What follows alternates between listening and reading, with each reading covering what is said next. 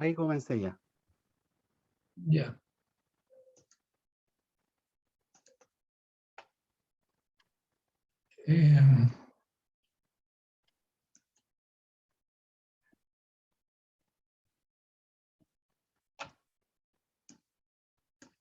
¿Se ve bien? Por lo Sí, menos yo creo que está lo bien. veo, sí. ¿Se ve bien? Ya. Parece que ahora está en modo presentación. Bueno, muy buenas tardes a todo el curso. Hoy día vamos a ver el tema proceso de licitación. Ahora bien, ¿por qué es importante este tema? Porque hoy día prácticamente todos los proyectos, los grandes proyectos, se licitan. Esa es la forma en que opera, digamos, el mercado. Así que lo que vamos a ver es la definición, su importancia y, lo más importante, las etapas de este proceso de licitación.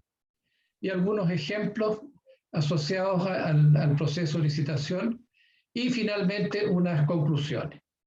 Veamos entonces la definición. Es un conjunto de actividades y documentos que le permite al mandante, al inversionista, al que quiere desarrollar el proyecto, elegir a la empresa o a la institución que tendrá la responsabilidad de ejecutar el proyecto conforme a exigencias técnicas y administrativas que se indican en las bases de licitación.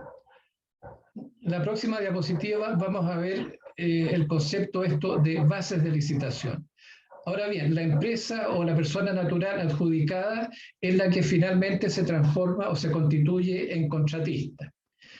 Estas licitaciones, tal como lo dije, se aplican en diferentes áreas. Por ejemplo, en licitaciones de obras civiles, licitaciones de obras eléctricas, obras industriales. En el caso de las obras civiles, los caminos, los puentes, los puertos, todas esas cosas se licitan, todas esas obras. En el caso de la parte eléctrica, las centrales, subestaciones, líneas, distribución, etc. La parte de industria, todo lo que es refinería, celulosa, minería. También los hospitales, los aeropuertos. Y ayer nomás he escuchado una noticia del registro civil que estaban licitando la confección de pasaportes, un nuevo diseño de los pasaportes, y que había tenido problemas esa licitación. Así que ustedes ven que este es un tema transversal y es conveniente conocerlo.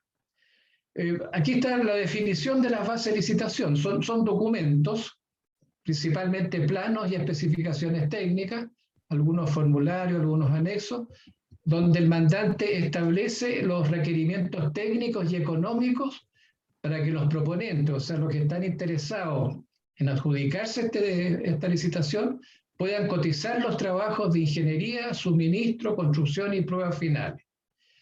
Normalmente las bases de licitación incluyen especificaciones técnicas, planos, bases administrativas, planos de diseño básico, presupuesto y una carta Gantt. Durante los proyectos que ustedes van a desarrollar, van a hacer entonces especificaciones técnicas y van a hacer también planos a nivel de diseño básico, presupuestos y carta Gantt. Estamos pasando entonces a la academia lo que se realiza realmente en la práctica. Ahora, en el caso de las bases de licitación que se hacen en la etapa de ingeniería básica, hay aquí, puse algunas cantidades que son los documentos que forman parte de las licitaciones de la Central Ñuble. En planos, en los documentos de licitación se prepararon 45 planos. En especificaciones técnicas se prepararon 5 volúmenes de 300 páginas cada uno. Estamos hablando de 1.500 páginas.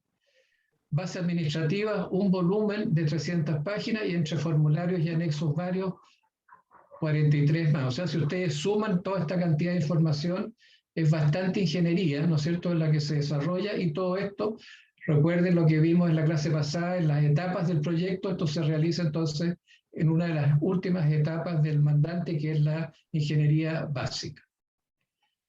Ahora, ¿cuál es la importancia? Bueno, ya lo dije ya, que le permite al mandante, al inversionista, al dueño del proyecto, elegir una empresa o una persona natural que asuma la responsabilidad de la ejecución y puesta en marcha del proyecto.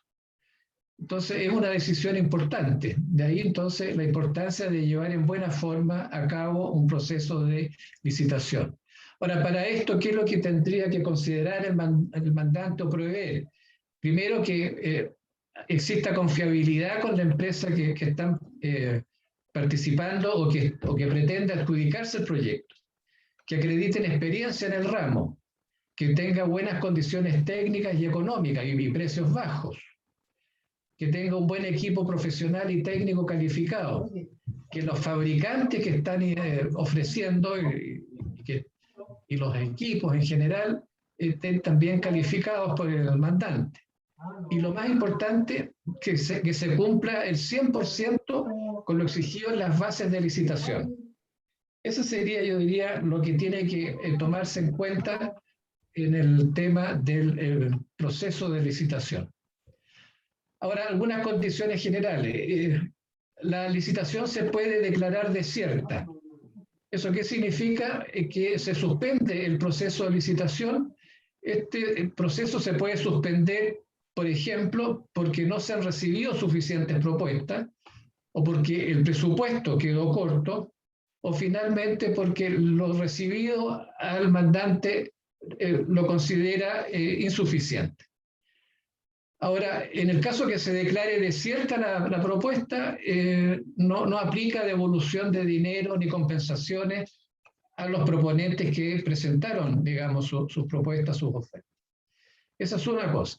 Lo otro es con respecto a la aplicación de este proceso. Este proceso no hay límites de montos u otros para licitar. Uno puede licitar pequeños, medianos y grandes proyectos. Ahora, cuando son muy pequeños, existen los TDR, que son términos de referencia, que son unas bases de licitación cortas y simples.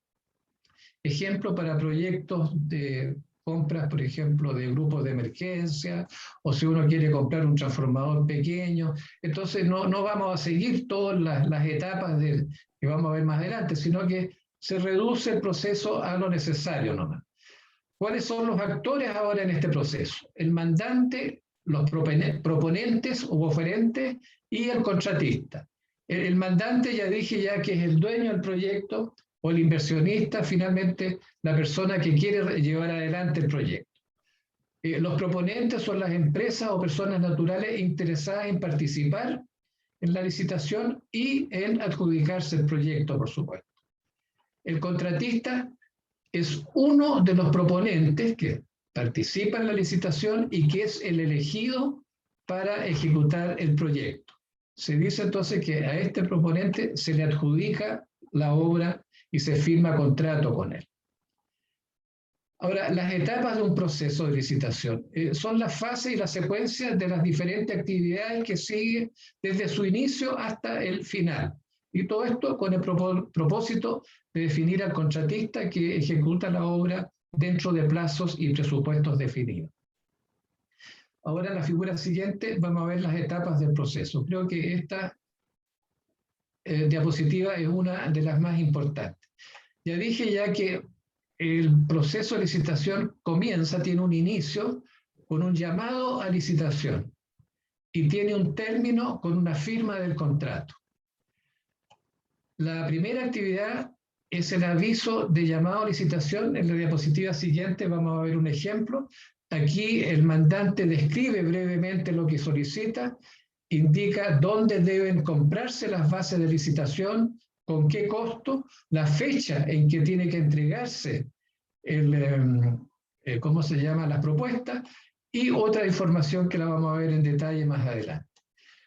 Una vez que los proponentes compran las bases, tienen que estudiarlas. También aparece una instancia de aclaraciones a las bases de licitación que esta etapa se llama de serie de preguntas y respuestas. Una vez que estén aclaradas las bases, se puede preparar la propuesta. Luego se entrega la propuesta al mandante, el mandante estudia la propuesta, también tiene una instancia de aclaraciones de la propuesta con los distintos participantes. Hay reuniones también con aquellos proponentes que están en primer y segundo lugar, se hacen algunas actas de acuerdo y se prepara el informe de adjudicación en función de los resultados del estudio. Ese informe pasa a la aprobación de la gerencia, del directorio de la empresa, y si se aprueba, se envía una carta de adjudicación al proponente que se eligió como el mejor y posteriormente se firma el contrato. Ustedes ven que debajo de cada una de las cajitas hay un pequeño rectángulo, en este caso con una letra M roja y después una P en azul. Aparece nuevamente una M roja acá y acá al final es una P y una M roja. Ahora bien, esta M significa que es responsabilidad del mandante esa actividad. Y la P azul significa que todas estas cajas son de responsabilidad de los proponentes, de los interesados en adjudicarse el proyecto. Ahora bien, más adelante vamos a ver en forma resumida cuáles son las actividades que normalmente se realizan en cualquiera de estas etapas que están indicadas en esta diapositiva. Lo importante del conocimiento de estas etapas es que si el día de mañana a ustedes les corresponde participar en un proceso de licitación, tengan claro en qué etapa va el proceso y qué actividad les correspondería como ingenieros civiles eléctricos desarrollarla. Ese es un poco el fondo de esto. Veamos entonces la responsabilidad de los actores. Hay dos escritorios o dos mesas, una mesa con responsabilidades del mandante y una mesa con responsabilidades de los proponentes. Ya dijimos ya que el mandante decide el proyecto, decide la inversión, prepara las bases de licitación, esto es fundamental, puede precalificar a fabricantes y a consorcios también y llamar a propuestas.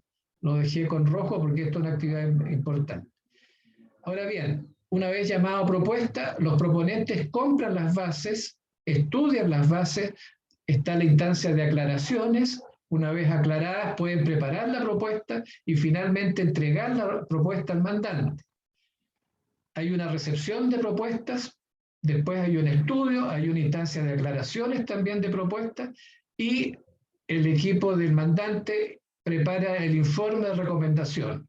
Si este informe es aprobado por la gerencia de la empresa, se envía la carta de adjudicación al proponente que llegó en primer lugar, se firma el contrato y este proponente que llegó en primer lugar pasa a ser el contratista. Aquí, ¿cuál es la parte ética? Que si estamos trabajando en la mesa del mandante, no podemos estar simultáneamente trabajando en la mesa de los proponentes.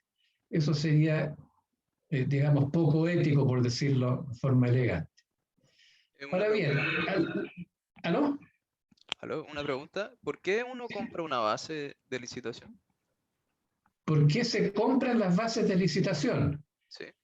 Bueno, detrás del trabajo, detrás, digamos, de la ingeniería para elaborar las bases de licitación hay bastantes horas hombre que hay que pagarlas, digamos. Podría ser esa una explicación, pero el monto que se cobra por las bases de licitación es del orden de 1 millón de pesos, 2 millones de pesos, 500.000 pesos, dependiendo del tamaño del proyecto. Entonces, la verdad que ese millón o esos 2 millones de pesos compensan muy poco las horas hombres que se dedicaron a la preparación de las bases. Entonces, ¿qué es lo que se está logrando con esto? Es una suerte de filtro, de tal manera que aquel que paga 1 millón o 2 millones de pesos al comprar las bases es porque está realmente interesado en participar en el proyecto. Porque si estas bases se entregan en forma gratuita, bueno, muchos irían a buscarlas, las leen y las dejan botar nomás y no pasa nada. Entonces, la idea es un poco filtrar eso y que las bases lleguen realmente a proponentes y a personas naturales que desean participar en este proceso y ganarse, por supuesto, el trabajo. ¿Te queda clara la respuesta? Sí, sí. Muchas gracias. Perfecto. Seguimos entonces. Alguna descripción de los documentos. Vamos a ver cómo es un aviso de llamado a licitación. Vamos a ver en qué consiste la preparación de estas propuestas. Un poco cómo es la recepción de las propuestas, cómo es el estudio y finalmente la adjudicación. Tomé estas cinco actividades porque creo que son las más representativas. Hacer de todas las otras ya se alargaría mucho la presentación. Este es el ejemplo de un aviso llamado a licitación, que en este caso el mandante es el SEDEC-SIC, y lo que se está licitando es un nuevo tramo de línea, un circuito de 220 kilovolts el tramo El Rodeo-El Chena. Aquí se describe, por ejemplo, lo siguiente: podrán adquirir las bases y participar en el proceso de licitación personas jurídicas, tanto nacionales como extranjeras, en forma individual o como parte de un consorcio, o asociación que cumplan con las exigencias y requisitos establecidos en la ley y en las bases de licitación. Por eso que es importante tener unas buenas bases de licitación, porque ahí el mandante está estableciendo con exactitud qué es lo que quiere, cómo lo quiere, cuándo lo quiere y dónde lo quiere.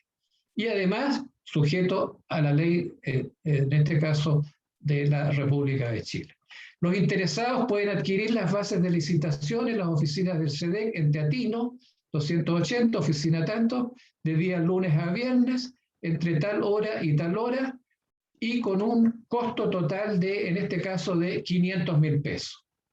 El plazo ahora de recepción de las propuestas vence el día 24, en este caso febrero, a las 12 horas.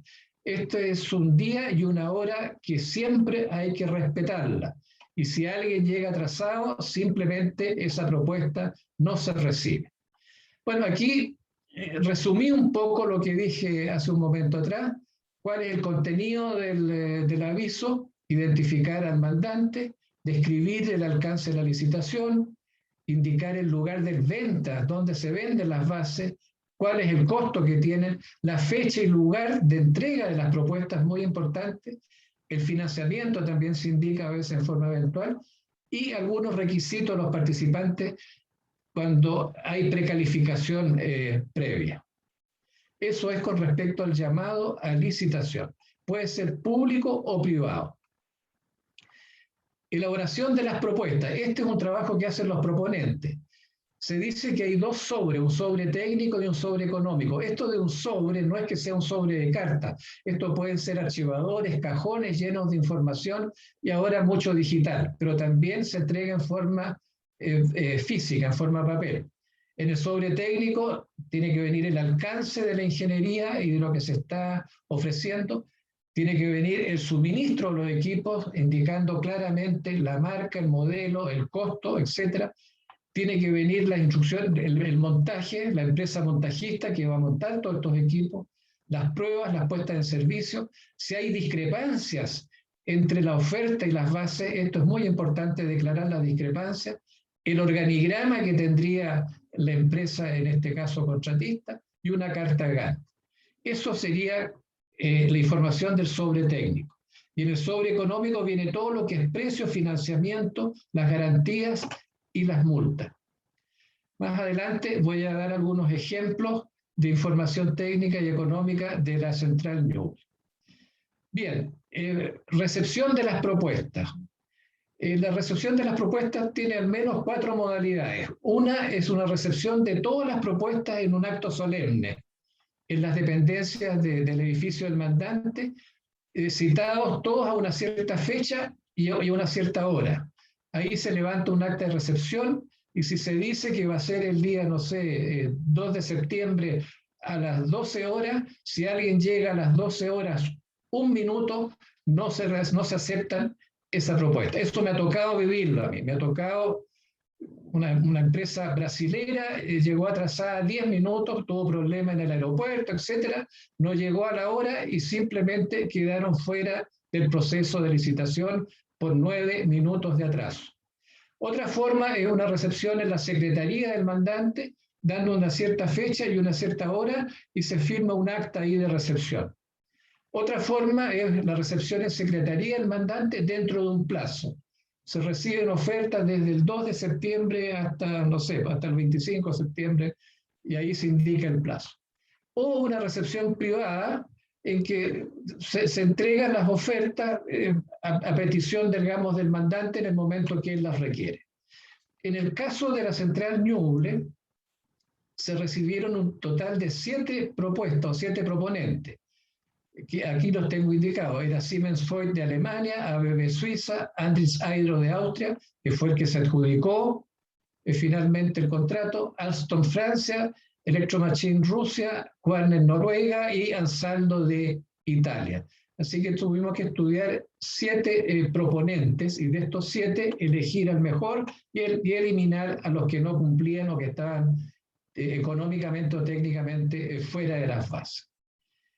Ahora bien, en el estudio de las propuestas hay que, como informe final, hay que entregar un informe de recomendación recomendando al proponente que cumple en mejor forma las bases de licitación. Eso en forma resumida.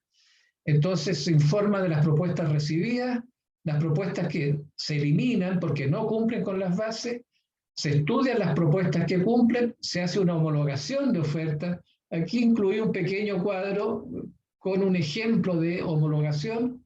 Se hace un cuadro comparativo desde el más económico, que sería el 100%, y después los con mayor precio, 102,43, 107,84 y 110,55%. Entonces, en este caso, el más económico y el que se adjudica la propuesta sería Ingendesa. El precio de oferta original eran $3.680.000. El valor homologado es de $3.700 y eso da una base total. Habría que sumarlo y ese me da la base para que me resulte el 100%. Y así con los otros proponentes se le va homologando y se le va sumando al precio leído, al precio de oferta, lo homologado. En el caso de Ñuble, la información de plano que nosotros tuvimos que estudiar, pensando que se recibieron 7 ofertas, fueron sobre 340 planos. La información técnica fueron 21 volúmenes, más o menos con un promedio de 200 páginas cada uno. Información administrativa, 7 volúmenes, con un promedio de 100 páginas. Anexo y formulario, sobre 148. Catálogos técnicos, sobre 300. Y otros documentos, casi 300.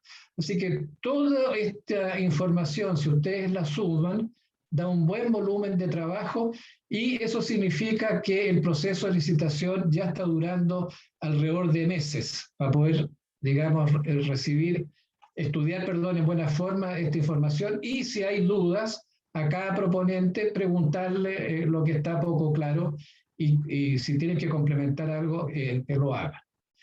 Ahora bien, para la adjudicación y firma del contrato, hay varios tipos de contratos. Están los EPC, los EPCM, los estos se llaman Water to Wire. Water to Wire, están los llave en mano, suma alzado con estados de pago y con recursos propios. El EPC es Engineering, Procurement and Construction. Es ingeniería, suministro y construcción. Estos están bastante de moda y esa es la tendencia hoy día, cotizar y firmar contratos tipo EPC. El EPCM es el mismo anterior, esta M que es Management. Significa que además de hacer la ingeniería, el suministro, la construcción, hace la administración también del proyecto. Los Water to Wire están muy de moda en centrales PMGD. Llave en mano significa que se cierra el contrato y prácticamente dejando al contratista libre que haga todo en buena forma, con alguna inspección nomás. Estados de pago se va pagando en la medida que el proyecto va avanzando. Recursos propios prácticamente hoy día ya no se hacen. Antiguamente Endesa era una empresa muy grande y tenía recursos propios para hacer todo y no licitaba, digamos, montaje ni como contratista. Bueno, la carta de adjudicación ahora es un documento que envía el mandante al proponente seleccionado, el que resultó, digamos, favorecido del estudio de licitación, comunicándole la intención, ojo, la intención de adjudicarle el proyecto y de firmar contrato. Entonces, se entiende que el adjudicado, en este caso era Andritz Hydro Austria, contestó que sí, que estaba de acuerdo, y ahí entonces se continúa una fase para poder firmar contrato y hasta que se inicien las actividades y el contratista se haga responsable entonces de la ejecución del proyecto, tal como se indican las bases, y se le entregan los terrenos y los permisos respectivos con las llaves, en fin, para que entre a los terrenos el contratista y pueda iniciar la obra. Así concluye esta parte.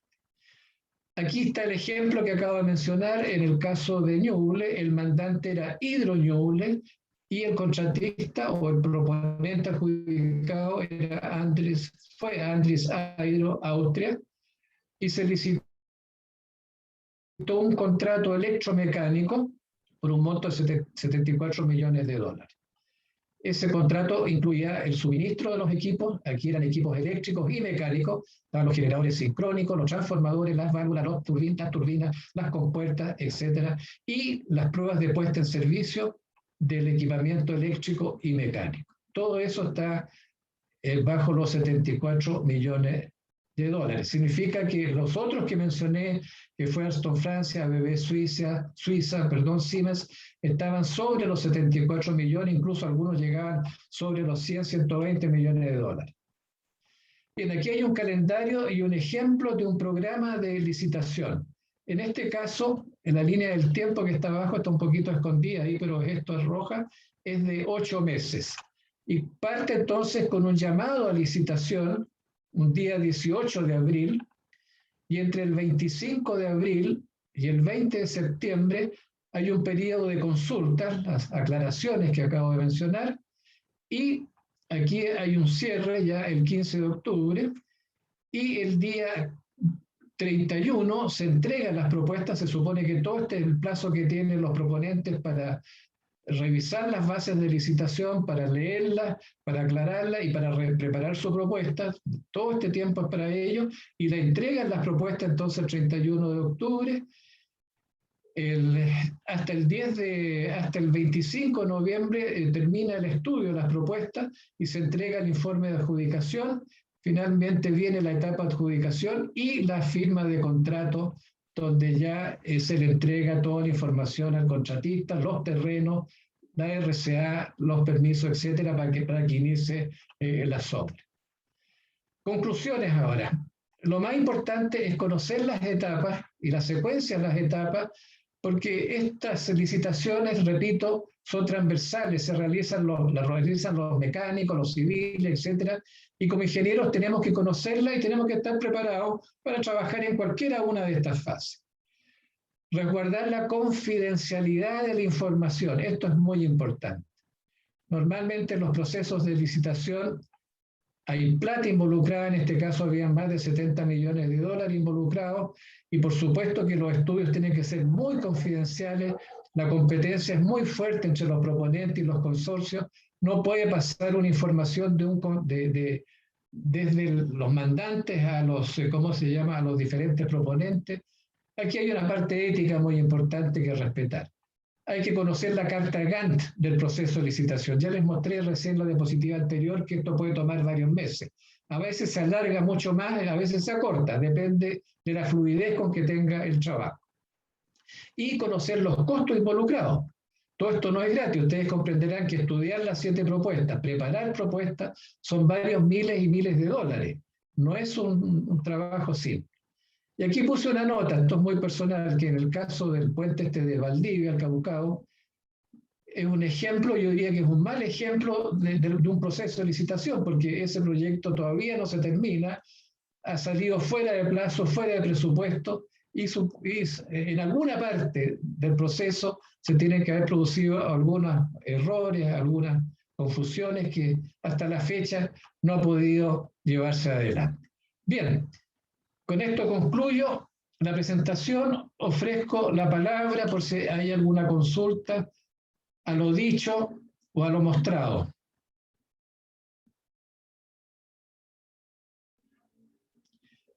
Parece que no hay consultas, Oriol. Yo tengo una consulta. Ahí. ¿Hay una consulta? ¿Sí, cuál es? ¿Las licitaciones siempre se adjudican al proyecto más económico o a veces también se escogen por otros méritos? Sí, es buena tu pregunta. Lo económico influye mucho porque hay un equipo de finanzas que presiona mucho para que los presupuestos sean bajos. Pero por otro lado está el equipo técnico que exige que los equipos sean buenos y cumplan con las normativas, etc. Entonces se ha dado algunos casos que, a pesar de que la oferta era muy baja, muy económicamente muy atractiva, se fue por la que estaba un poquito más arriba, 2 o 3% más arriba, porque técnicamente era superior. Eso me ocurrió hace unos años atrás, no voy a dar nombres, pero sí voy a dar países.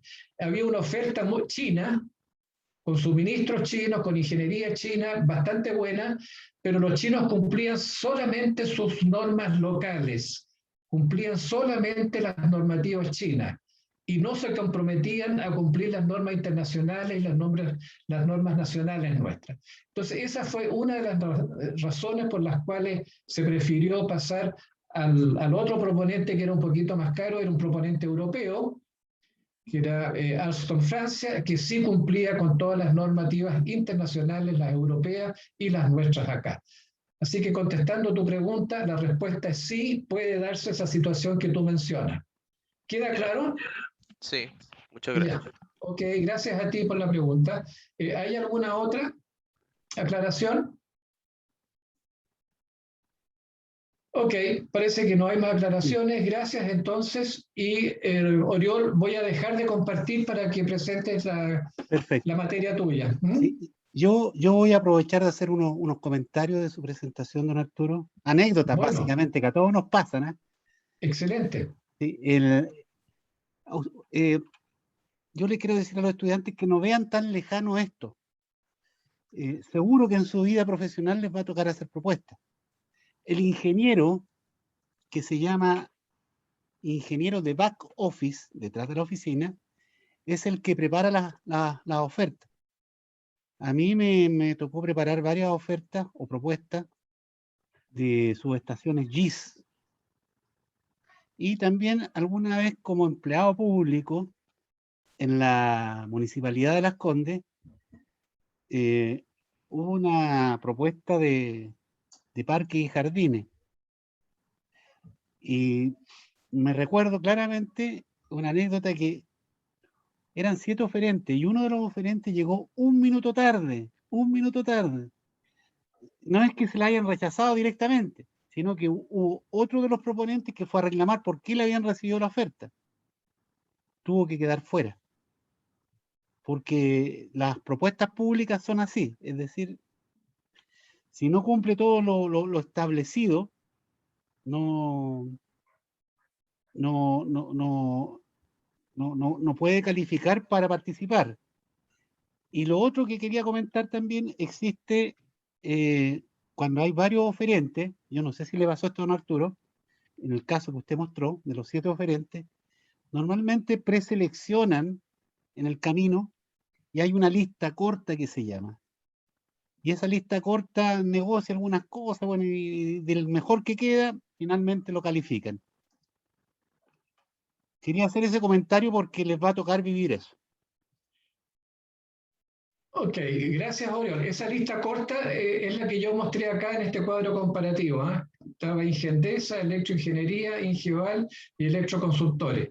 Esa fue una lista corta de 10, así que quedaron 4 en la lista corta, que son los que más estudiaron y finalmente de ahí salió la propuesta. Este es un ejemplo nomás, ojo, no es un caso 100% real. Lo otro que quisiera agregar a lo que mencionó Oriol es lo siguiente. Voy a buscar la parte de los contratos. Acá está.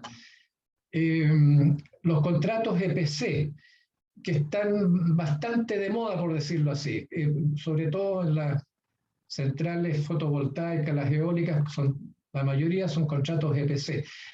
Me tocó ver en un llamado, digamos, para contratar ingenieros civiles eléctricos, se pedían ingenieros EPCistas. O sea, aquí ya está saliendo hasta un término, por decirlo así, para calificar esta actividad de contratos EPC. Entonces hay que tener experiencia y conocimiento como EPCistas. Aparece ese término nuevo. Eso es lo que quería señalar. Ok, gracias, Oriol. No sé si tienes alguna otra alcance. No, era esa anécdota que es importante. Entonces, voy a dejar de compartir para que tú presentes tu clase. Ok, gracias. Perfecto, listo, gracias. Ya.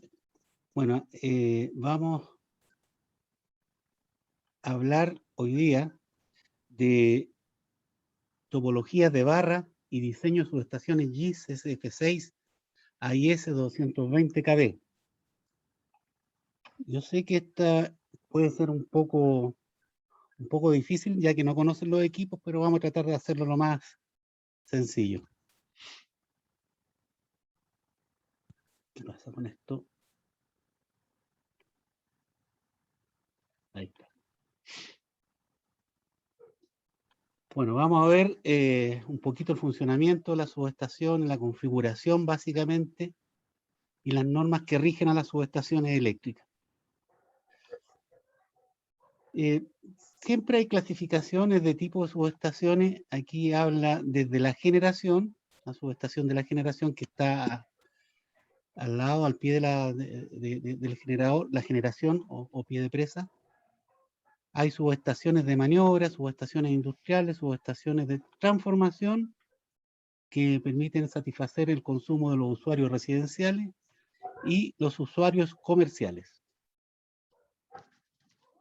Siempre, no sé si le ha tocado ver este tipo de letrero, hay problemas con la construcción de subestaciones porque siempre se oponen, ¿ya? Y normalmente las subestaciones que uno logra ver en Santiago todavía, afuera se ven más, son estas subestaciones en que el terreno es muy grande, que están todos los equipos a la vista. En Santiago pensar en una subestación hacia la intemperie, que se llaman AIS, que son encapsuladas en aire, es difícil hoy día porque los terrenos son caros, no hay terreno, ¿ya? Y normalmente la población reclama por el impacto en el entorno. Así que hay que ser cuidadoso con esto. Para eso existen principalmente dos tipos de subestaciones. Una que se llama GIS, que es Gas Insulated Substation, que es una subestación en ductos de barras, como estos que están acá, y que dentro del ducto, además de estar las barras, están un gas SF6 que permite disminuir la distancia. Ya, aquí hay una GIS a la intemperie.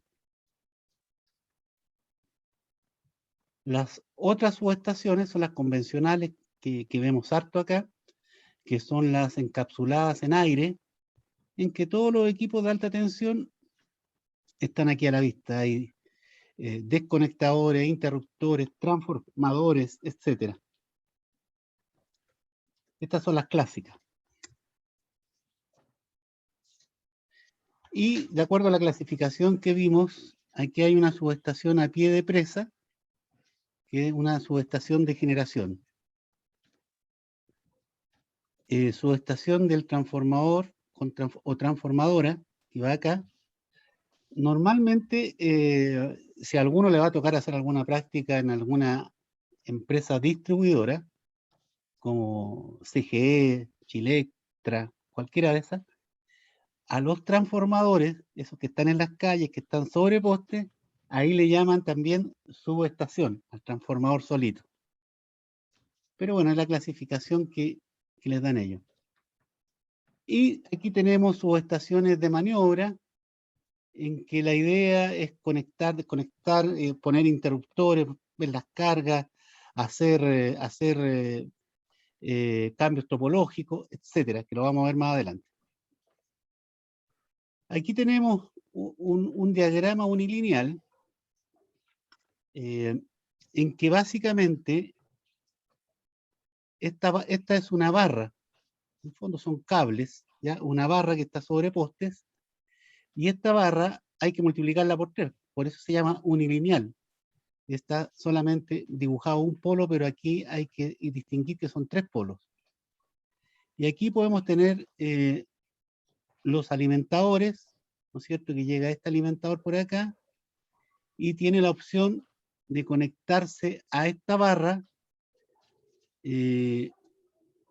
a través del interruptor, o bien con el seccionador a la barra de transferencia.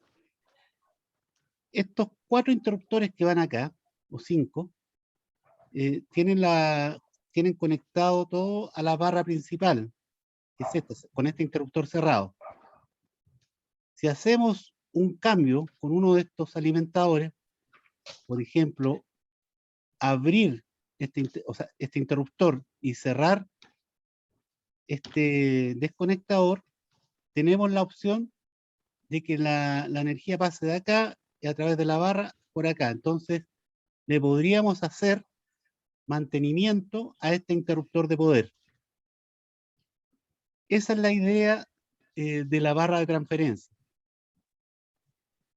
Bueno, aquí tenemos la parte de la subestación en que tiene un transformador y después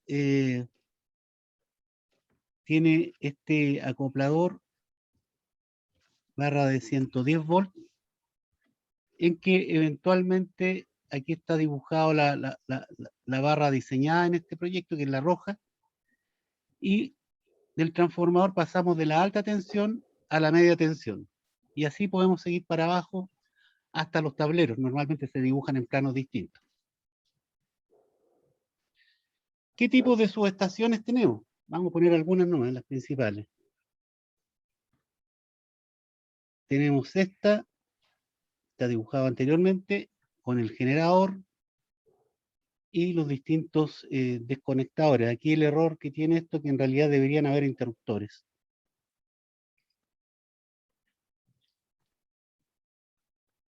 Los esquemas que existen para las subestaciones son los tramos de generación, de transformación, de salida de línea, de acople y o seccionamiento de barra, la barra de transferencia, un tramo de transferencia y un tramo de compensación. El tramo de generación ya lo vimos. Esta es la simbología del generador, por si acaso, y esta es la simbología del transformador. Tenemos la unidad generadora, se llaman disyuntor, pero esto es un interruptor de salida, el interruptor del generador. Tenemos transformadores de corriente, perdón, y este transformador, les dije mal, este es el transformador, sí, transformadores de potencia. Los tramos de transformación, tenemos un tramo de llegada al transformador de barra, lado de alta tensión, y un tramo de llegada al transformador de barra, lado de baja tensión. El tramo de alta tensión tiene su transformador de potencia. Fíjense que aquí está la misma simbología, pero no está indicado si es delta o estrella. En el otro estaba indicado. Debería estar. Tenemos el interruptor de poder, seccionadores de barra, transformadores de corriente, seccionadores rompearco y pararrayos. Los seccionadores de barra están dibujados, a ver si veo, no sé si ven el cursor. Estos son los seccionadores de barra y este es el interruptor. El interruptor tiene la gracia o la capacidad de que puede abrir o cerrar con corriente, con carga. Sin embargo, el seccionador, normalmente, casi todos los seccionadores, creo que por ahí hay algunas excepciones, no son capaces de operar con carga. Es decir, para poder abrir estos dos interruptores que están a ambos lados del interruptor, estos dos seccionadores, ese interruptor debería estar abierto. Al estar abierto, yo puedo abrir el H113, el H114, y puedo dejar aislado ese interruptor de poder para hacerle mantenimiento o lo que sea. Pero si es que está cerrado ese interruptor H110, yo no puedo cerrar el H113 y el H114, porque eso sería con carga. Ya no es para eso. Entonces, estos seccionadores que están a ambos lados del interruptor es para hacerle mantenimiento a ese interruptor. Y se abren sin carga.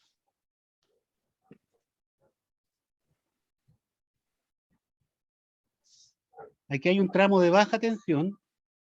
Está el transformador de potencia dibujado arriba. Está el interruptor de poder. Y transformadores de corriente para medir qué es lo que está pasando en esa línea. Transformador de potencial. Y hay un pararrayos.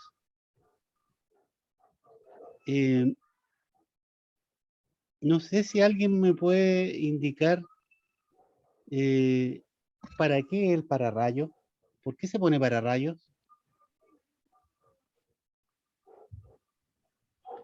¿Alguien tiene la respuesta? el pararrayo normalmente se pone si es que viene una corriente de cortocircuito producto de una descarga. Y también para si es que viene un pic de voltaje porque hubo una maniobra y viene de la subestación vecina o de otro lado, entonces también detiene eso. Y los pararrayos normalmente sirve para proteger a los equipos, como es el caso de un transformador de poder que son carísimos. ¿Ya? Aquí tenemos los tramos de salida de la línea en que hay un interruptor de poder, un seccionador de línea, un seccionador de puesta a tierra. La puesta a tierra también es importante, ¿eh? Cuando van a hacer mantenimiento a la línea, es un sistema de seguridad para garantizar que las personas que están trabajando en la línea no reciban energía. Está también los 3 transformadores de corriente, claro, para monitorear la corriente que va. La trampa de onda, no sé si tengo fotos acá, pero lo vamos a conversar al tiro. La trampa de onda normalmente son unos equipos que van colgando las líneas de salida, en que arriba hay una bobina y abajo hay un transformador conectado a la línea de 220. La gracia de esa trampa de onda es que se puede subir a esa misma línea una onda o una señal sobre esta onda portadora y permite transmitir señales de control u otra cosa a través de la misma línea, sin poner circuitos especiales, ni antena de microondas, ni nada. Después tenemos tramos de acople y seccionamiento de barras. Las barras, que como les decía, normalmente son cables montados sobre torres, en donde se conectan los distintos equipos, se pueden seccionar, se pueden abrir en 2 con este seccionador que está acá. Incluso aquí está abierto en 3, perdón, sí, 1, 2, 3, tengo 1, 2, 3, 4 seccionamientos, 4 sectores de barra. También puedo, como vimos en el esquema anterior, hacer transferencia. Y la transferencia se hace con un disyuntor, un seccionador de barra principal, un seccionador de barra de transferencia. Eso me permite, si voy a hacer mantenimiento a un interruptor de una línea que llega a una barra principal donde llegan todas las líneas, puedo pasar esta línea, esta energía, a la barra secundaria o barra de transferencia y de ahí seguir con la distribución. Y también en otro esquema tengo una tensión de 13,8 kV, eventualmente pueden ser 34,5, en que hay un disyuntor, un transformador, 3 transformadores de corriente y los seccionadores de transferencia de barra. Y el tramo de compensación, si es que la línea es larga, hay un efecto capacitivo, normalmente se pone un compensador, un condensador que se conecta con el fin de mejorar el factor de potencia y aprovechar mejor la potencia activa. A todo esto les comento que en su oportunidad me tocó trabajar en la subestación Diego de Almagro, que está en el norte, de Chañaral al interior. Es una subestación del sistema interconectado, y me tocó poner un tramo de compensación que era condensadores y reactores activos que, de acuerdo a la energía que se transmitía por la línea, que era una línea larga que llegaba a Diego de Almagro, el factor de potencia empeoraba. Entonces, con este tramo de compensación se subía, y con esa instalación de este tramo de compensación se logró, mejorando el factor de potencia, una potencia de 80 MVA, sin instalar ninguna central, nada, solamente con este dispositivo. Bueno, aquí ya vamos a empezar a los esquemas de barra, o la topología, en que tenemos el primer esquema, que es una barra simple de 115 kb, esto es válido para 220, en que llega a una barra y de la barra salen los distintos consumos. La desventaja de la barra simple es que si tengo que hacer mantenimiento o me falla la barra, se me cae todo. No puedo hacer, no da mucha versatilidad, es barata y todo, pero eso es lo que hay. Si tengo una barra seccionada, como vimos antes, por un disyuntor o por un desconectador o interruptor, perdón, tengo la gracia de que estos, al seccionarla, al abrir acá estos dos seccionadores, me quedan como independientes. Cuando está cerrada, si tengo un solo alimentador, este alimentador cerrando el interruptor, puedo transferir energía a cualquiera de estos dos alimentadores. Claro, es más cara que la otra porque tiene este elemento, el seccionador. Barra simple seccionada con derivación. Esta sirve, bueno, ya para 220 está prohibida, para 110 se puede, y las instalaciones particulares. Las instalaciones relacionadas directamente con la red troncal del sistema interconectado se puede hacer.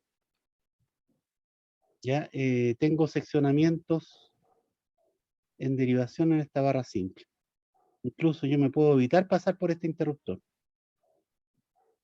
Profe, ¿y por qué para 220 está prohibida? Te digo al tiro, existe una norma, no hemos hablado de normas, ahora vamos a seguir un poquito más adelante. La norma técnica de seguridad y calidad de servicio, en que pide la norma para 220 hacia arriba, perdón, aquí dije mal, dije esta es una derivación, en realidad es para los TAPOF. Bueno, pero es una forma de derivación que va directamente a la línea del sistema troncal. Si yo tengo una derivación sin una protección como esta, en este caso, con el interruptor, y en esta derivación tengo una falla, es muy probable que la corriente de falla vaya a la línea que se está conectando. Y eso significa que yo estoy transfiriendo la falla de una derivación a mi sistema principal. Y se cae todo.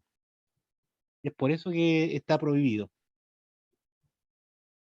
Ah, ya, gracias. Ya, vamos a seguir hablando en todo caso más adelante de las normas. Hay una clase de normas, pero de la norma técnica, seguridad y calidad de servicio tenemos que hablar porque es importante que se la conozcan al revés y al derecho. Y la otra norma es la norma de instalaciones interiores, que ahora se llama pliego eléctrico, que está corriendo a contar del 12 de julio de este año. Hay algunos cambios importantes, pero hay una clase de eso más adelante. Y aquí hay otro esquema de barra principal, como lo vimos delante rápidamente, y la barra de transferencia. Tengo dos líneas que llegan a esta barra principal. Perdón, la barra principal es la de abajo, hacia el lado que está el interruptor. Estas líneas llegan acá, a esta barra, y si quiero hacerle mantenimiento o transferir a esta, tengo que switchar de aquí, por ejemplo, esta está conectada, tengo dos opciones con el seccionador. El interruptor primero va a estar cerrado, el seccionador se cierra se cierra este seccionador, se cierra el otro y se abre y se cierra el interruptor. Con eso consigo que esta línea, en vez de estar conectada acá, esté acá. Si está acá esta línea, porque estoy haciendo mantenimiento en esta parte, a través de este interruptor y los seccionadores que están acá cerrando esto, logro que esta línea que no puede ingresar por acá, igual siga operativa conectada a esta barra principal.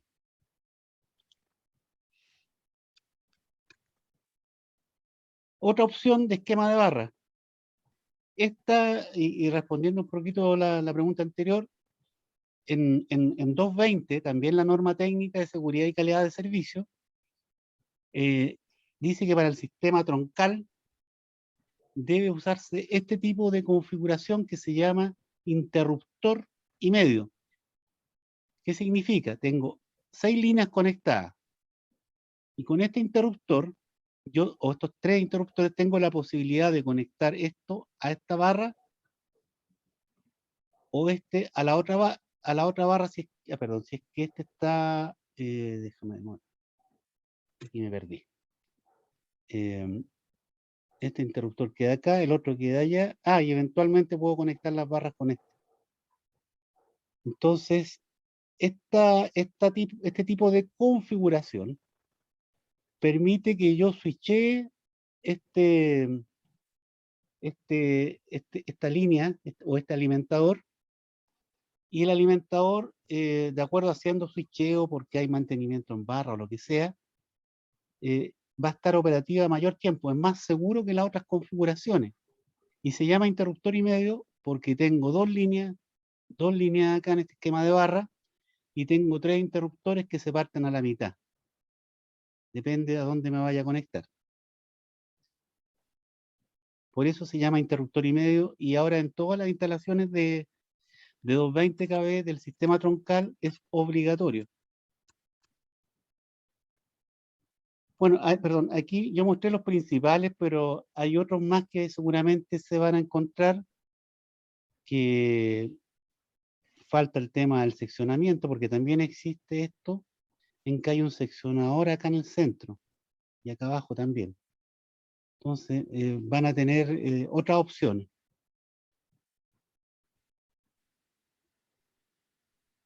Y el criterio típico para la elección de esquema: necesidad, flexibilidad, confiabilidad, seguridad, áreas disponibles, mantenimiento, costos y varios. Si hay poca plata y no es un sistema, una subestación de un sistema troncal, obviamente hay que elegir el de barra simple. Si es uno de 110 y la cosa es más o menos segura y no del sistema troncal, a lo mejor le va a servir un sistema simple un sistema barra principal y barra transferencia. Y si lo quieren hacer un poco más seguro, a lo mejor le van a poner seccionadores. Y también está el del interruptor y medio, que ya es obligatorio en el sistema troncal, en el sistema de 220. Los equipos que están en las subestaciones que los mencionamos, vamos a ver algunas fotos, son equipos de transformación, equipos de maniobra, equipos de servicios auxiliares, equipos de compensación, y hay otros equipos. También hay ensayo, puesta en servicio y mantenimiento. Existe transformador de poder en aceite y SF6. El SF6 es un gas inerte, y se llama hexafluoruro de azufre. También es otro equipo de transformación, el cambiador de TAP, bajo carga y sin carga y en vacío. El bajo TAP, cargador con cambiador de TAP, es para regular la tensión de salida. Con eso, si es que está muy lejos o muy cerca de la alimentación, este transformador puede subir o bajar la alimentación de salida. Los transformadores de las calles, los domiciliarios, tienen normalmente un cambiador de TAP sin carga. Ese cambiador de TAP solamente se puede manipular cuando está sin carga, cuando está desenergizado. Y los que están con carga, normalmente son los transformadores de poder, que eso hay que manipularlos, hay problemas de tensión en línea. ¿Ya? Y el tipo de aislación, bueno, aquí son normalmente en aceite. Están los bushing, vamos a mostrar fotos de los bushing, siempre preguntan por eso, los pararrayos. Estos son los bushing. Perdón, estos son aisladores. Los bushing del transformador son estos. Normalmente son de losa. ¿Por qué de losa? Porque también existen los poliméricos, que aquí en Chile le ha ido mal. De hecho, algunas empresas como Endesa los tiene prohibidos, porque la radiación ultravioleta termina quemando los bushing poliméricos. Hay algunas empresas que lo tienen permitido. Bueno, aquí Profe, tenemos, ¿sí? ¿y cuál es la diferencia entre un bushing y un aislador? No, el bushing, ¿Sí? sí.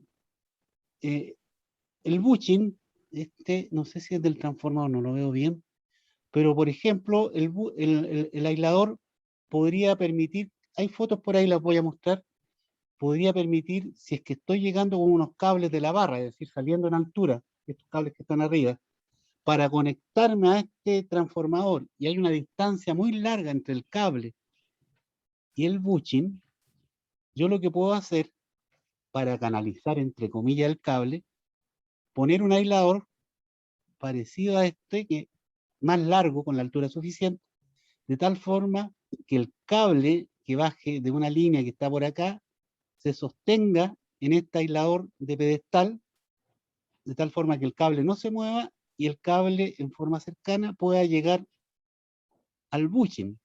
El bushing son los terminales del transformador. Yo en la punta del bushing me tengo que conectar, como acá. ¿Se entiende la idea? Sí, gracias. Digamos. Equipos de maniobra y protección. Hay interruptores de vacío, ya casi no existen ya, porque si en algún momento cuando vaya a una subestación que no sea nueva, ven estos transformadores estos interruptores de vacío, cuando opere, meten una bulla y los de aire también, los dos. Lo que hoy día se está ocupando es SF6, en hexafluoruro de azufre. Y están los desconectadores. Aquí tenemos los desconectadores que efectivamente llegan al bushing que soporta el contacto, porque la energía o la corriente va por acá, al otro lado. Y la gracia es que este seccionador se abre hacia afuera. Ojo, que el interruptor que está al lado tiene que estar abierto para operar esto, ¿eh?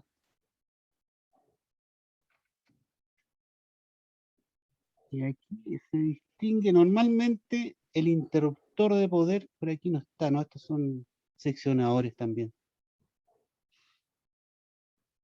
Bueno, y aquí está mostrando la parte motorizada. Vamos a ver si vemos un interruptor por acá. Transformador, llega a las barras que están acá. Los equipos de control. Todos estos equipos de patio, como este, tiene una caja de control.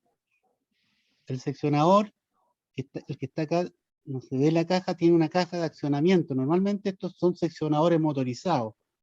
Uno le da una señal de control y ese seccionador se abre. Pero si falla el motor, normalmente tiene una caja para accionamiento manual, que uno puede ir a pie del equipo, girarla y se va a abrir.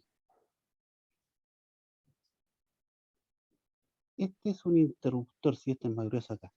Este es el interruptor de poder que vimos en los esquemas, en que aquí abajo hay una parte aislador y el interruptor, aquí en esta parte, aquí adentro está el interruptor y dentro de este elemento hay gas hexafluoruro de azufre, de tal forma que ese hexafluoruro reduce distancia, reduce ruido, reduce todo y permite conectar este borne con este borne para cerrar o abrir este interruptor. También en los equipos de las subestaciones, si bien en la clase anterior vimos algunos, aquí hay algunos de transformadores de servicios auxiliares, rectificadores, banco de baterías, los más importantes. Aquí está el banco de baterías. En la batería hoy día hay harto tipos de batería. Estas se llaman tipo planté, que son con gases. Si esto tiene gases, porque estos van tirando gases al ambiente, en esta sala de batería debería haber un extractor de aire. Bueno, aquí no está completa la sala, y se le hace mantenimiento mensual, midiendo el nivel del electrolito y el pH y todo eso. Pero también existen baterías selladas, algunas son de plomo ácido, pero tienen un sello, un tapón, no tiran gases. Hay baterías gel y hay baterías de ion litio. Esas son las que vienen para los autos ahora. Y en algunos casos se está prefiriendo esas baterías, pero todavía en el área de potencia seguimos usando estas tipo planté porque son las más seguras, duran más de 10 años, etc. Las otras baterías han tenido problemas con el calor y todavía no están aprobadas completamente. Y el banco de baterías, para que esté completo, tiene que tener un cargador de batería, de tal forma que este cargador siempre está cargando este banco de baterías para que las baterías estén cargadas al 100% y cuando se requieran, porque hubo una falla o para los servicios de corriente continua, estén operativas. Incluso hay algunas que están con cargador y operando directamente. Por ejemplo, el metro. El metro de Santiago, la iluminación de los túneles, dentro de los túneles, todo es son de corriente continua, todos son con el cargador de baterías. Bueno, aquí tenemos un transformador y los equipos de compensación, que está con reactores, bancos condensadores, las barras aisladores de pedestal. Aquí están los aisladores de pedestal. Esta creo que es Cerro Navia, no estoy seguro. Aquí hay más aisladores de pedestal. Entonces la gracia es sustentar, afirmar este cable que pasa por acá. O barras, de repente sustentan barras también. Y ojo, la altura que tiene esto es para que una persona pueda pasar por el lado y no, ni estirando la mano alcance eso. Es por temas de seguridad. Igual que el resto de los equipos. Si se dan cuenta, todos los equipos están sobre estructura a una altura prudente para que un operador camine sin ningún problema. Bien, las subestaciones, todas estas cosas, todos estos equipos tienen normas. Y aquí hay un resumen. Para los aisladores de pedestal son estas normas IEC. Hay aisladores de soporte y barras también, la IEC. Banco de baterías. Tenemos banco de condensadores serie. Y se fijan, normalmente en Chile se ocupan estas normas extranjeras, la IEC, porque no tenemos normas nacionales de esto. En algunos equipos se ocupan las normas europeas y en otras normas americanas. Aquí están las normas de los cables aislados, entonces cuando les toque ver ustedes estos equipos, van a este resumen, a esta presentación y pueden irse directamente a las normas. El dimensionamiento de barra. Esta NFPA es por el tema de los incendios. Normalmente en los transformadores se pone un muro cortafuego y que indica cuántas horas debe resistir el fuego, ese muro y todo eso, el material, las distancias entre fase tierra para 1000 metros, está malo. No, esto es por voltaje. Sistema de alumbrado. El sistema de alumbrado es re interesante porque habla de la CIE, que es una norma europea, y hay software de alumbrado, hay software de las empresas, y ahora se está usando mucho un software gratuito que agrupa a todas las empresas. Aquí está para el interruptor de poder. Bueno, aquí hay un resumen, dice, por ejemplo, en esta IEC de transformadores de medida, está por transformadores de corriente, voltaje inductivo, transformadores combinados, transformador de voltaje capacitivo, transformador de voltaje electrónico, interruptores de corriente de alta tensión. La mayoría de estas normas se puede bajar de internet. Si no, entiendo que por lo menos yo he bajado normas de la biblioteca central. Si se meten por internet, como ustedes son estudiantes, las pueden bajar de ahí. Normas de cable aislado. norma de dimensionamiento de barras, etc. Bueno, aquí estábamos con la alternativa a la subestación GIS que permite reducir el espacio. A modo de ejemplo, esto lo dicen todos los fabricantes, normalmente una alimentación de 220 kV, como las que vimos que llegaban a las barras, está constituido por 3 cables. Los cables deben estar separados, por lo que dice ahí la norma, a 4 metros, y el distanciamiento entre las dos torres de los extremos de esa línea que tiene 3 conductores es de 17 metros. Imagínense, o sea, por cada paño o línea de 220 son 17 metros, y si ponemos una GIS, que sería el equivalente a ese paño que está acá, esto tiene una distancia de 1,5 metros. Por lo tanto, no a la subestación, yo podría, como está en algunos lados, hacer un edificio todo cerrado y no se va a ver nada para adentro y no va a haber ningún impacto. Bueno, aquí habla un poquito del hexafluoruro de azufre, que es un gas inerte, no tóxico, no inflamable, sin olor, incoloro. Aquí habla de la rigidez dieléctrica y el problema que tiene, que es gas para efecto, funciona sobre el efecto invernadero. Por lo tanto, hay que monitorear y cuidar las emisiones de SF6 al aire. Eso se hace y funciona. Aquí está la alternativa de una subestación GIS. Ahora están más chicas en realidad. Hay un proyecto, yo no sé si lo irán a hacer en algún momento, de Chilectra, ahí en la plaza que está en Bilbao con los Leones, me imagino que la mayoría lo ubican, van a poner una subestación GIS debajo de la plaza, porque no hay espacio para poner la subestación y se está requiriendo. Aquí se ve la GIS por dentro, dentro de estas ductos van las barras.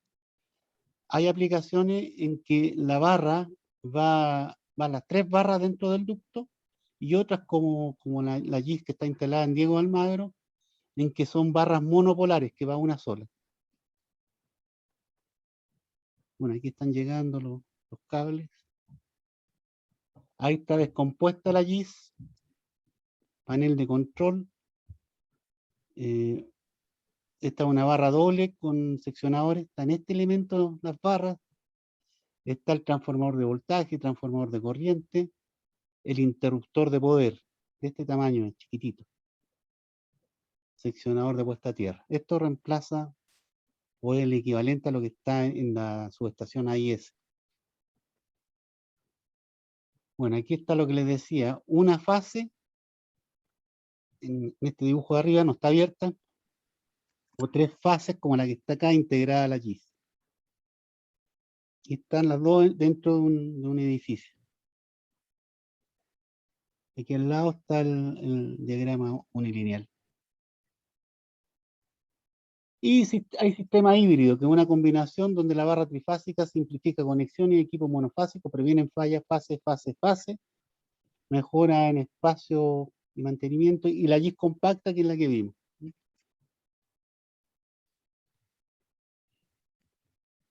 También está el sistema GIS. Esta está la intemperie, está totalmente encapsulada en una cubierta metálica. A veces van dentro de un contenedor. Y bueno, aquí habla un poquito de la historia de la GIS. Las primeras GIS de los años 70 eran grandes. Hoy día estamos bajando, miren, y ahora en el 2021 son más chicas todavía. Esta de los 90. Están a escala. Condiciones extremo polvo viento, ventaja. Ah, bueno, fácil. Miren, la principal ventaja de esto, la que yo le veo, aparte del tamaño, es que esto está encapsulado. Por lo tanto, que haya polvo, que haya lo que sea acá, no le va a pasar, no va a pasar para adentro. Sin embargo, en una subestación con los cables a la vista, los aisladores y todo eso, hay que lavarlo, hay que hacerle mantenimiento. En minería es re complicado hacer mantenimiento. Bueno, aquí habla de todas las... duran mínimo durante 20 años. Sí, el nivel de mantenimiento es muy bajo. Diseño modular, etc. Elevado grado de seguridad en el personal de operación, claro, pues está todo encapsulado. Mayor confiabilidad y vida útil, mejor respuesta sísmica debido a un centro de gravedad más bajo. Sí, correcto. El monitoreo continuo del gas hay que hacerlo. Y los costos, esto está medio antiguo, pero dice que es superior el costo de equipo, pero no es superior al proyecto, porque normalmente el proyecto de una AIS, como les decía, tiene cada paño tiene 17 metros, y hay que comprar primero el terreno, te hace crecer la subestación, la cantidad de paños. Por lo tanto, las obras civiles son mucho más caras. En una subestación chica que es reducida, tiene 1,5 metros cada paño, las obras civiles son mucho más baratas, y sumando los equipos, la GIS propiamente tal, el proyecto completo sale, bueno, hace unos años salía igual, ahora debe estar un poquitín más barato que la GIS AIS. Claro, esto como le digo, esto es más antiguo, esto del 2008.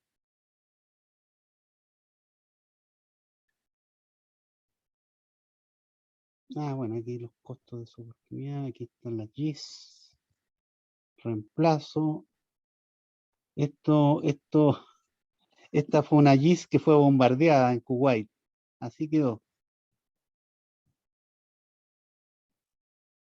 Y aquí está el traslado a la GIS, un camión súper sencillo.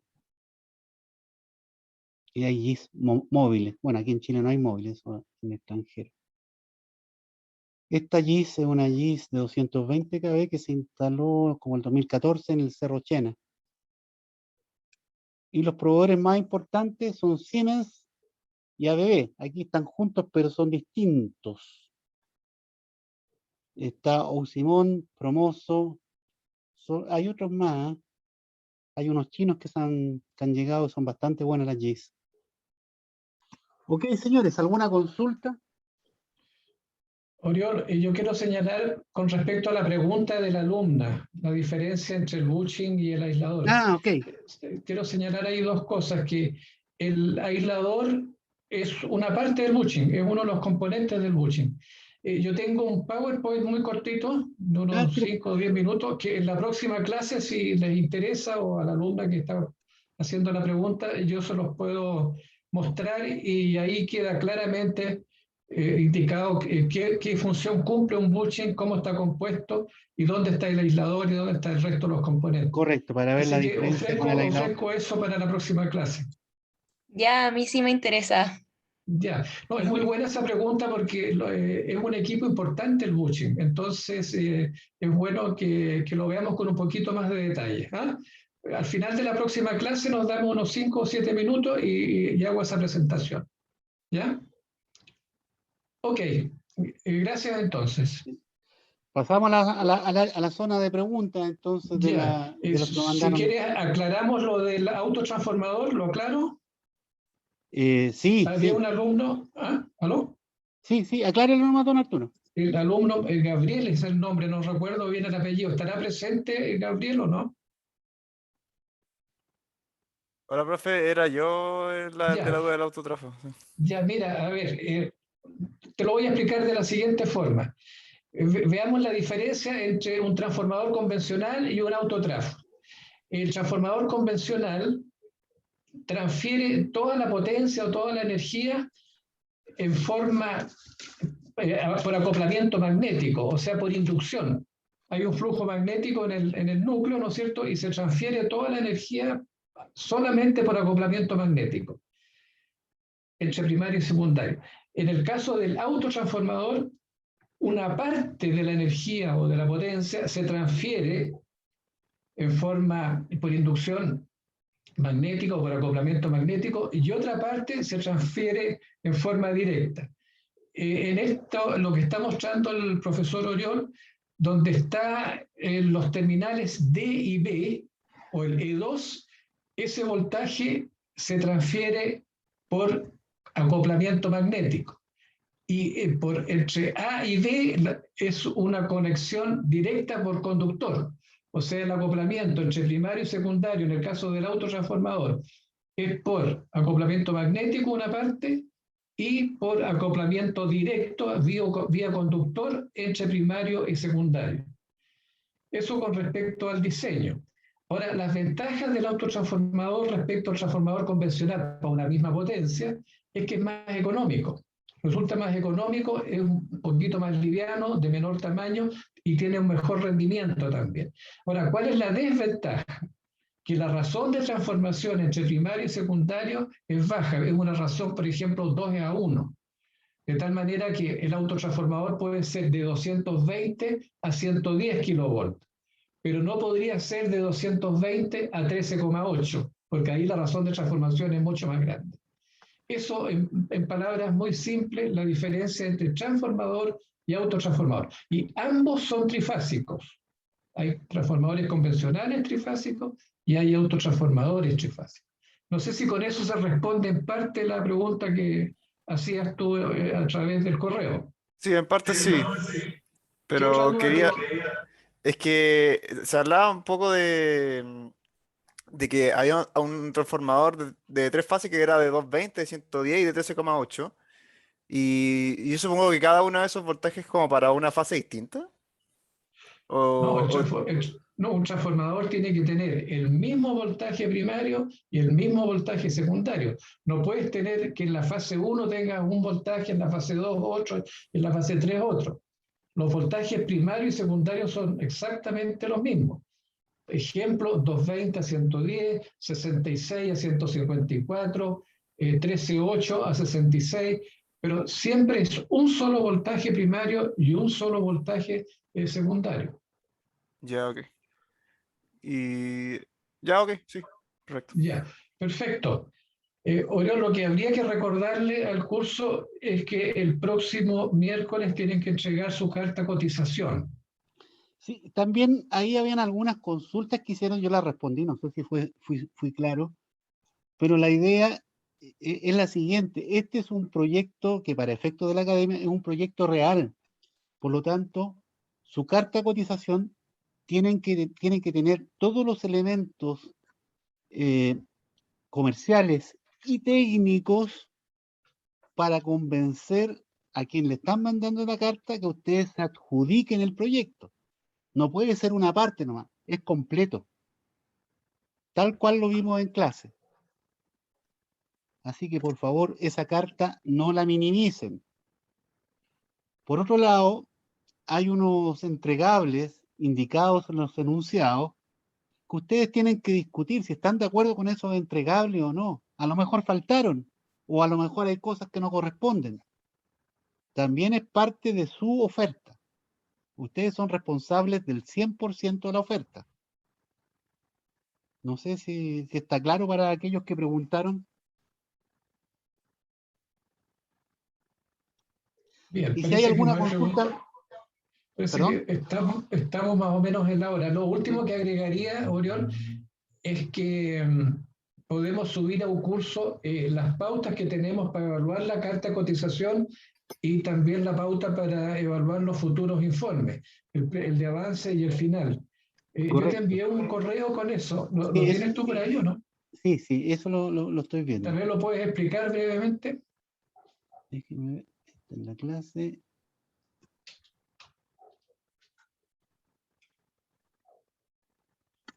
Uy, no lo encuentro, qué curioso. A ver, déjenme ver si está acá. Ahí, Pauta de revisión, esta es. Ya. esta es la de cotización. Sí, Ya. ya. Miren, nosotros normalmente, cuando revisamos, y hay que ponerle nota, nos fijamos en estas cosas: redacción y alcance, proyecto y objetivo. Tiene que estar firmada la carta por el responsable, que normalmente es el jefe de proyecto o representante legal. Hay que indicar la metodología de trabajo, el detalle de los entregables, categoría de los especialistas, es decir, los integrantes del grupo, El cálculo de la HH de cada entregable. Valores en UF por categoría, como lo vimos en la clase. El entendimiento de los entregables y un currículum vitae resumido. Experiencia de la empresa, organigrama, cómo van a estar distribuidos, ejecutor, revisor, aprobador, no sé. Logo de la empresa. Esta es la parte creativa que le habíamos pedido, que ustedes tienen que crear un nombre de empresa y un logo para que lo pongan en sus documentos entregables. También tenemos los servicios de ingeniería, ya valor total y plazo, es decir, cuántos, ustedes, bueno, sabemos el plazo, 3 meses, ¿no es cierto?, cuando termine el semestre. Pero el valor hay que ponerlo un valor total en UF y al lado el valor total en pesos. La forma de pago, tiene que haber una carta Gantt de sus entregables para estos 3 meses. Bueno, esos comentarios nuestros, y la nota final sale de ahí.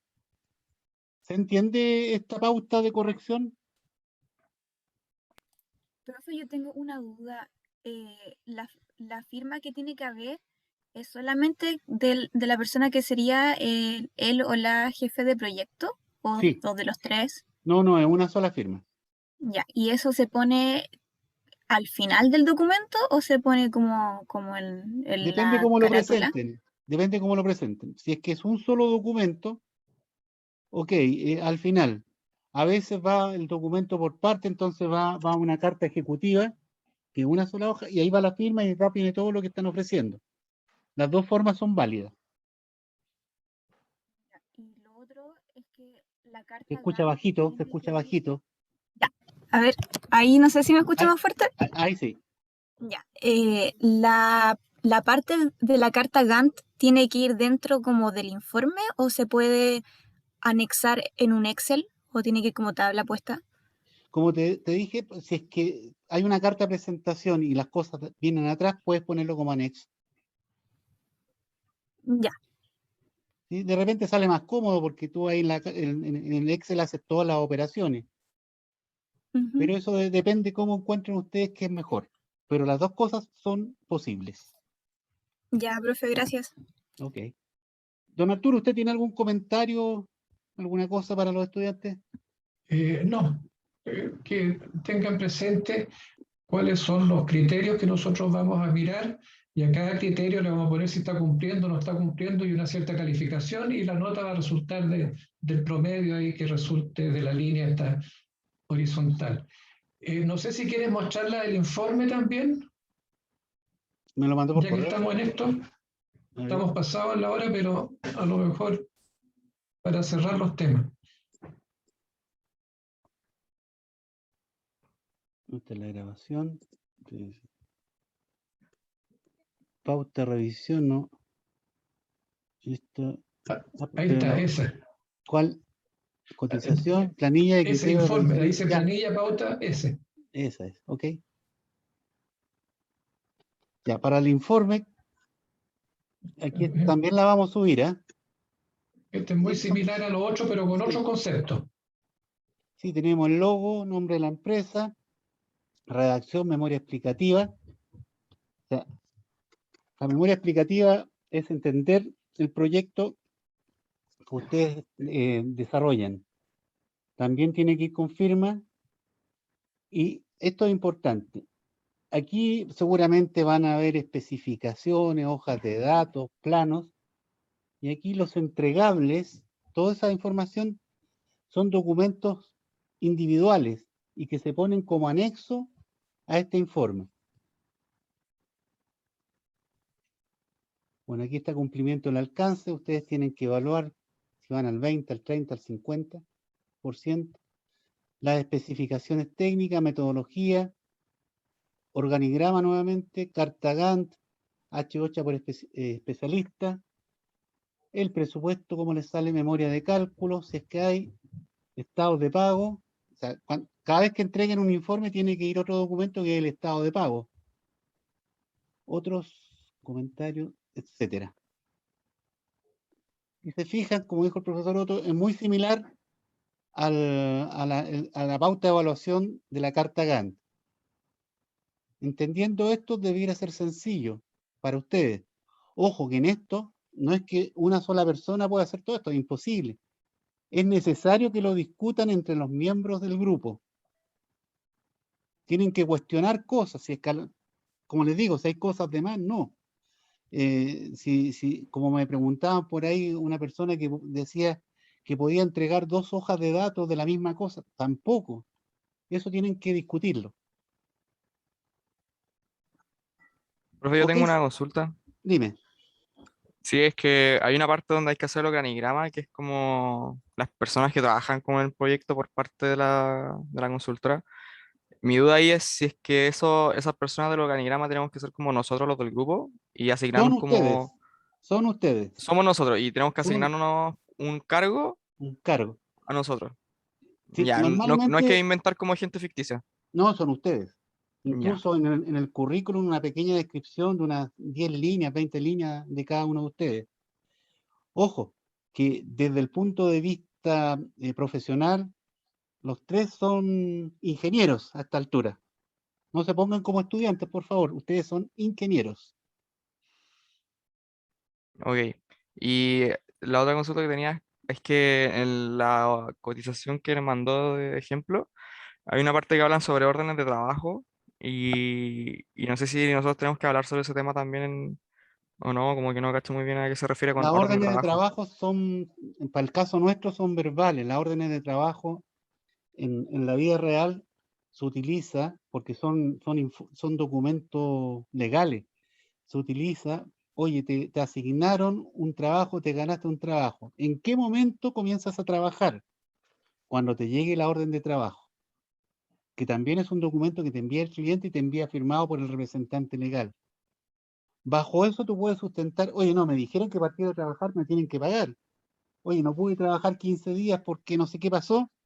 Bueno, pero la orden de trabajo decía que comenzara y los 15 días atraso no fue culpa mía, es culpa del cliente. Y lo puedes demostrar con eso. Pero no es más que eso, es un tema administrativo. Entonces, las órdenes de trabajo, esas cartas que debe mandarle el cliente a ustedes, van a tener que hacer referencia, fue aprobado por los profesores el día tanto, nada más. No nos vamos a fijar en eso. ¿Se Ok, entiende profe, la muchas idea, gracias. no? Sí, sí. Ok, ¿hay alguna consulta más? Profe, yo tengo una, pero es como específica del proyecto que le tocó a mi grupo. Aprovechemos, dile nomás. Ya. Tenemos el proyecto número 4 de la alimentación fotovoltaica de una radioestación. Y dentro de las cosas que nos piden específicamente para el cálculo del sistema fotovoltaico es el MPPT, pero solamente dice MPPT, entonces no sabemos si hay que buscar como algún modelo específico o qué hay que hacer con eso. Bueno, con respecto al MPPT, es un equipo que normalmente va asociado al inversor. Entonces, cuando ustedes calculen el inversor, que pueden ver algún modelo de algún fabricante, de acuerdo a las corrientes y voltajes que requiere la planta, a ese inversor se le asocia un MPPT. Y ahí también ustedes le indican las características del MPPT para tener la máxima potencia, digamos, en los momentos de radiación máxima y también un comportamiento, yo diría, un comportamiento completo de los paneles, más los inversores, más el MPPT, para llegar entonces con 600 volts al transformador, al centro de transformación y elevar a 23 kilovolts. Así que respondiendo a tu pregunta, sí es un equipo que ustedes tienen que encontrar, ver el modelo y asociarlo al inversor que hayan encontrado. ¿Está claro? Sí, profe, gracias. Ok.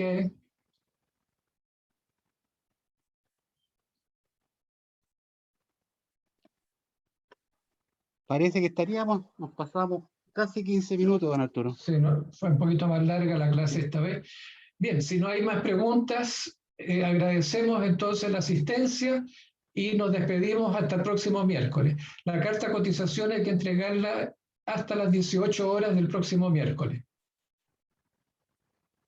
Bien, si no hay más, nos despedimos, Orión, Ok, y estamos en contacto. ¿Ah? listo. Que tengan Bien. buena jornada y además quiero agradecerle otra vez porque hubo asistencia prácticamente completa. Ok, yo también me sumo a ese agradecimiento y nos estaríamos viendo entonces el próximo miércoles con una nueva materia. Bien, me despido Listo. entonces. Chao, Gracias Chao, chao. a profe, muchas todos. gracias por su Chao. presentación. Que esté Chao, muy bien. profe. Gracias. Muy bien. Chao, Profe.